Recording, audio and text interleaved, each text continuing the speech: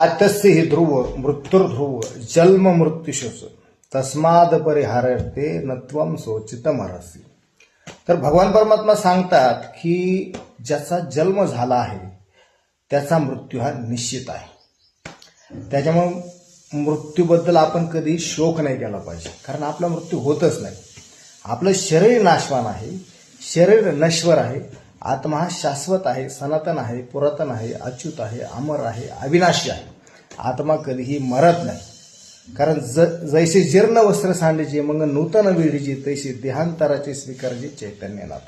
जसं आपण एखादं जुन्या वस्त्राचा त्याग करतो आणि नवीन वस्त्र परिधान करतो, तसा आत्मा आपल्या या भौतिक देहातून निघाला की दुसऱ्या देहामध्ये लगेच प्रवेश करत असतो. म्हणून आपण कधीही मृत्यूबद्दल शोक करू नये आणि मृत्यूला कधीही भिवू नये, कारण आपण आत्मा आहोत, आपण कधीही मरत नाहीत. आपण लक्षात ठेवलं पाहिजे. म्हणून मृत्यूबद्दल कधी शोक करायचा नाही आणि मृत्यूला कधी भीयचं नाही, कारण आपण शाश्वत आहोत, सनातन आहोत, पुरातन आहोत, अच्युत आहोत, अमर आहोत, अविनाशी आहोत, आपण अव्ययी आहोत. त्यामुळे कधीच मृत्यूला भ्यायचं नाही आणि मृत्यूचा शोक करायचा नाही. हरे कृष्ण.